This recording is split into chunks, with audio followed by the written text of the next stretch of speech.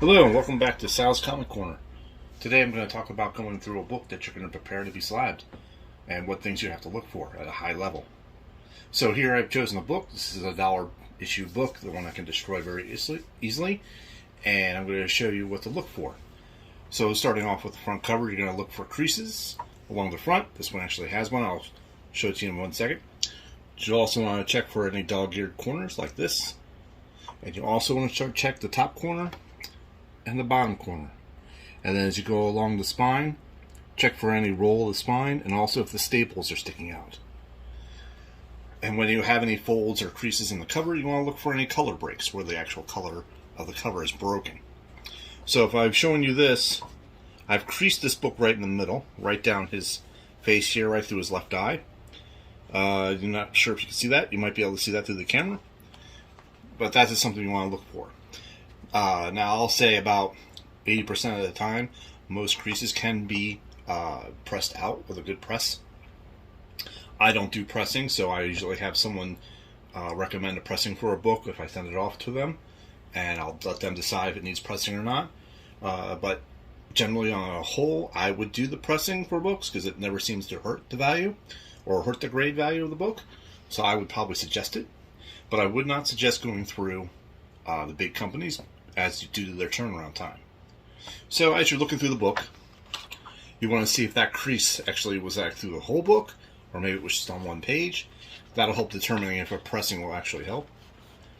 Then as you're going through the pages, you want to look for any tears, any sections cut out, any people like doodled in the corners or on the top of the characters.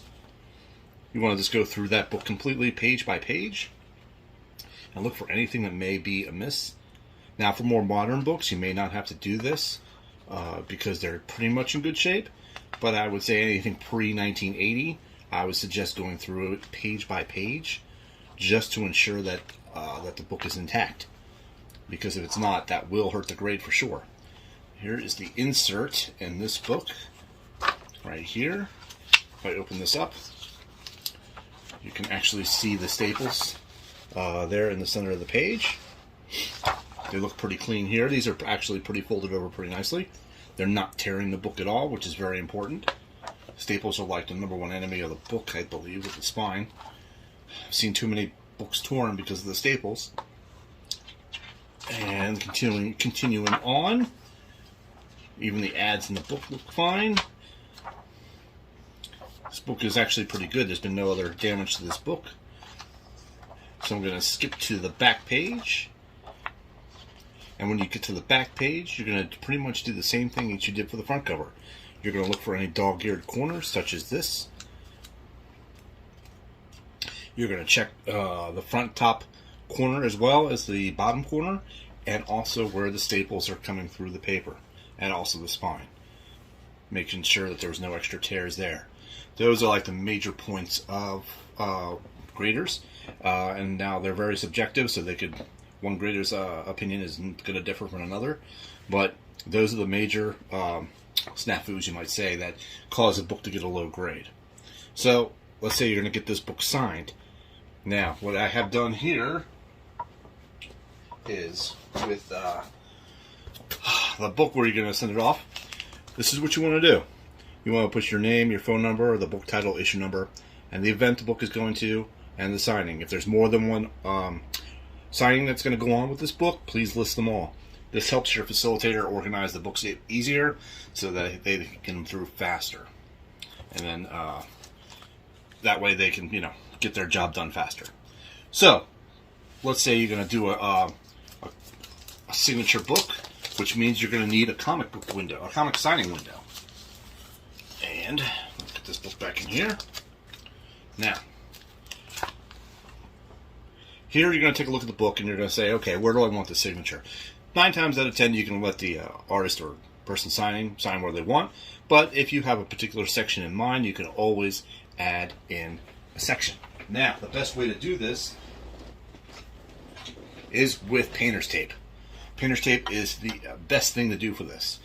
So, I try to pick a section that's pretty clear. That way, if they use like a black ink marker, the signature kind of stands out. Some creators or some people doing signatures like to do different color inks. So that's fine. But if you need to specify that, also put that on the back. So what you do is you just go ahead and create a box. So I'm going to go ahead and just put this guy here. And I'm going to give him, this much room.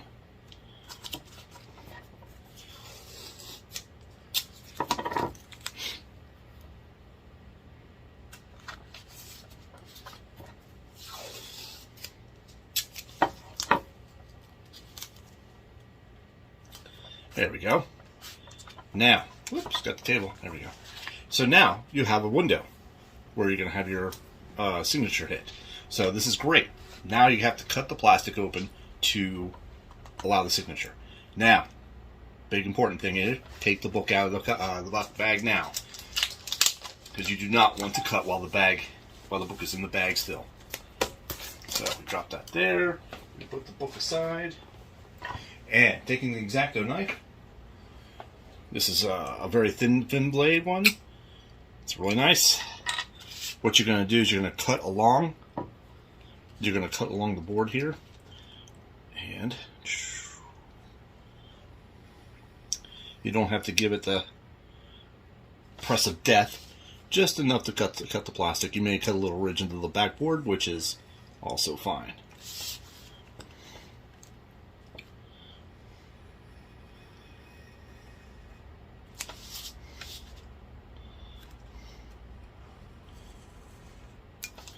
Okay, there we go. And you just kind of yank that out. If you got any ends that are sticking out like that, you can always clean them up a little bit. There we go. Put that off to the side. And now, there we go. And now you have a little window. Oh, all right, let's be safe here and put this back in here. What need to be cut with that? So now, as you can see, we have a window. Let's go ahead and put the book back into the bag.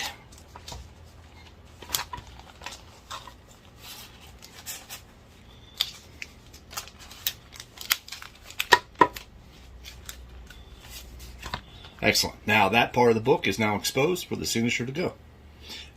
What I would do next is actually take another board and put it in the front to give your book still the protection it needs, because this is exposed. So when you send that off to the facilitator, the book has been prepped and ready to go. All right. That's what you need to know. Thanks very much.